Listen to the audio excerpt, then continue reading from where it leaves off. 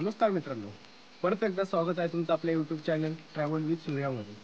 आज आपण आलेलो आहोत स्वराज्याची पहिली राजधानी म्हणजेच राजगडावर. तर चला आपण या व्हिडिओमध्ये पूर्ण राजगड फिरून पाहू. राजगडावर जाण्यासाठी दोन मार्ग आहेत. एक सिंहगड मार्गे पाबे घाटातून जातो, तर दुसरा नसरापूर मार्गे. आज आपण नसरापूर मार्गे जाणार आहोत.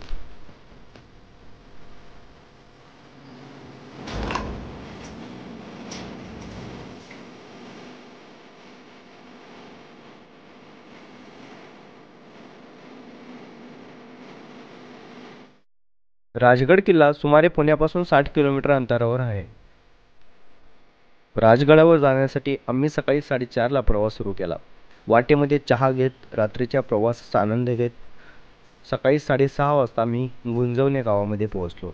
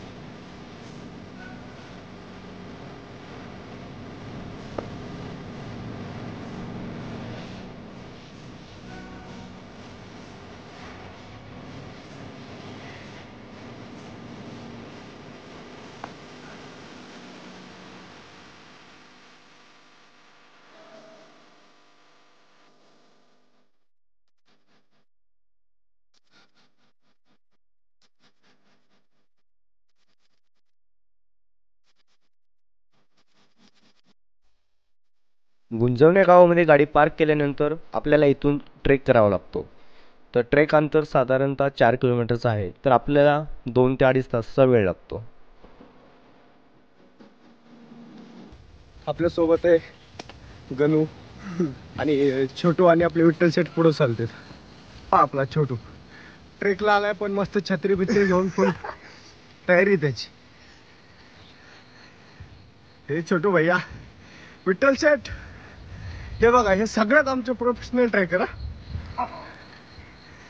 फुल काठी जॅकेट बिकेट सगळं.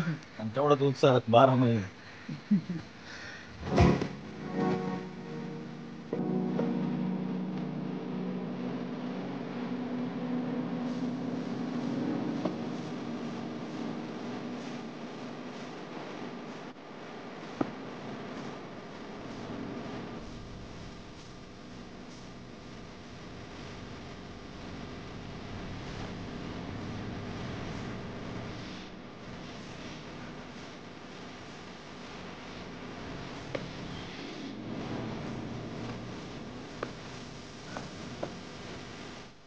जर वातावरण चांगले असेल तर आपल्याला गडावरून तोरणा व पुरंदरचे किल्ले नजरेस पडतात. पुरंदरच्या तहामध्ये महाराजांनी राजगड आपल्याकडे ठेवून घेतला. जर शत्रू पुरंदरपर्यंत पोहोचला तर राजगडावरही पोहोचू शकतो, हे ओळखून महाराजांनी राजधानी रायगडावर हलवली. राजगडाच्या जवळच तोरणा किल्ला आहे. याच गडावर भेटलेला गुप्त खजान्याचा वापर महाराजांनी राजगड बांधण्यासाठी केला असे सांगितले जाते. थकलास का छोटू? ते बघ, ते बघितले की हरियाली येते म्हणून. जम्मू काश्मीरची काय गरज आहे आपल्याला?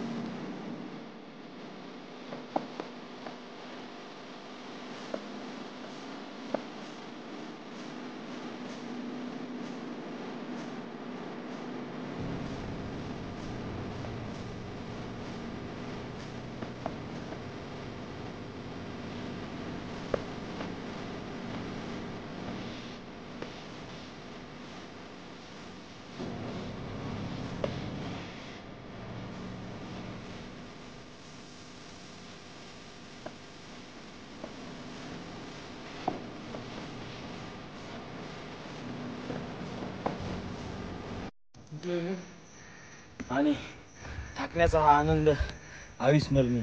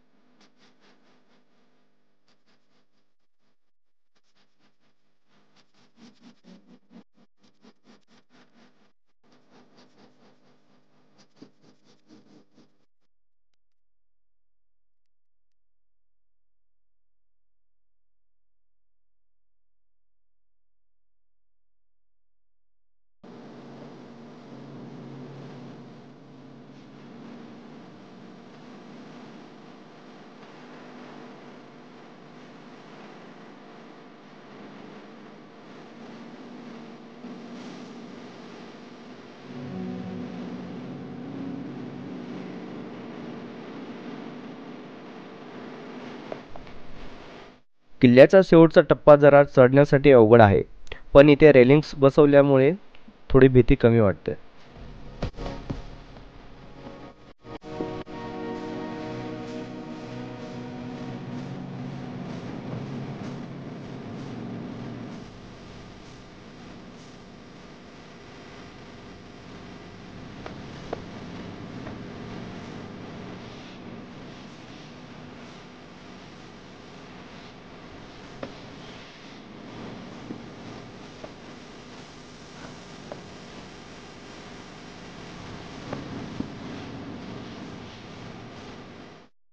किल्ल्यावर जाण्यासाठी मुख्य मार्ग पालीमार्गे आहे. आपण पाठीमागच्या म्हणजे चोर दरवाजाने आलो आहोत. दरवाजातून वरती आल्यानंतर आपण खऱ्या अर्थाने गडावर येतो.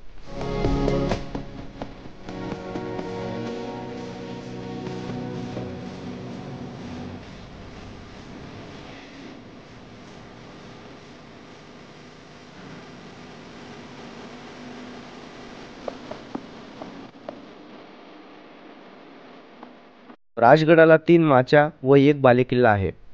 मावळ भागामध्ये राज्यविस्तार करण्यासाठी राजगड आणि तोरणा हे दोन्ही किल्ले मोक्याच्या ठिकाणी होते. तोरणा किल्ल्याचा बालेकिल्ला आकाराने लहान असल्यामुळे व राजकीय केंद्र म्हणून सोयीचा नव्हता. त्या मानाने राजगड दुर्गम असून त्याचा बालेकिल्ला मोठा होता. शिवाय राजगड येण्यासाठी अवघड होता. म्हणून राजकीय केंद्र म्हणून शिवाजी महाराजांनी राजगडाची निवड केली. इतर सर्व किल्ल्यापेक्षा या किल्ल्यावर शिवाजी महाराजांचे अस्तित्व सर्वाधिक होते.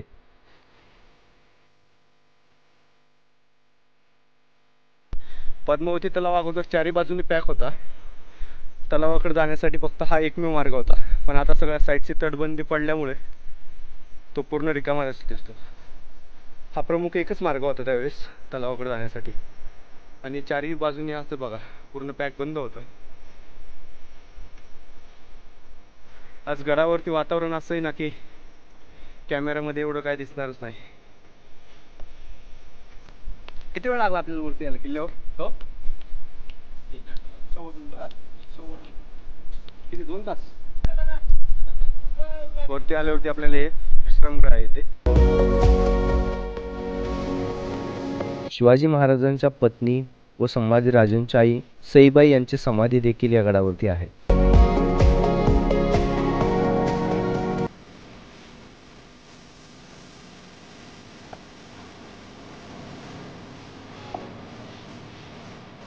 हे आहे पद्मावती देवीचे मंदिर. याच्या बाजूलाच रामेश्वराचे मंदिर आहे. देवीचे दर्शन करून आम्ही इथे चहा व नाश्ता केला व पुढील प्रवासाला सुरुवात केली.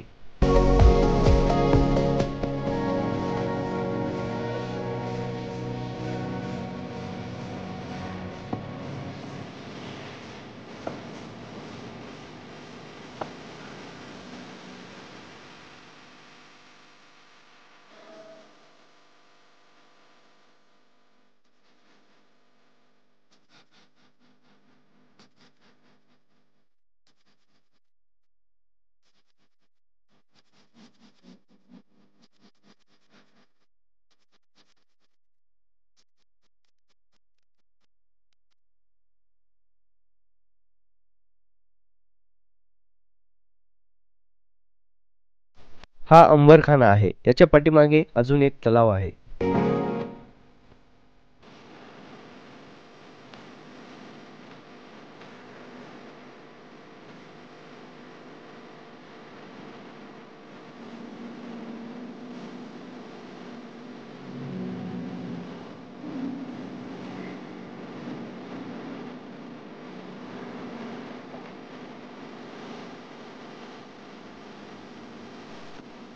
ही सदर आहे.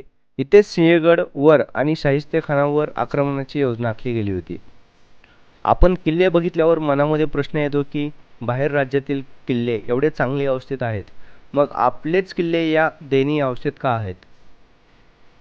तर मराठ्यांनी इंग्रजांना इतका कडवा प्रतिकार केला होता की ब्रिटिशांना त्यांची भीती वाटायला लागली होती.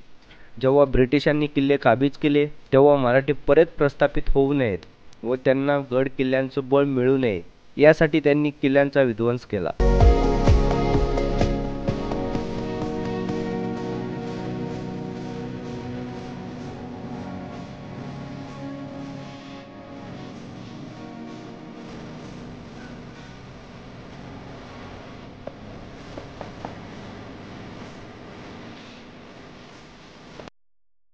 सुवेळा माचीवर जाण्यासाठी आपल्याला लागतो चिलखती बुरुज. खाली गेल्यावर आपल्याला नेडे होल लागते. पण आज गडावर पूर्णपणे पाऊस असल्यामुळे काहीच नीट दिसत नव्हते, म्हणून आम्ही सुवेळा माचीवर जाणे टाळले.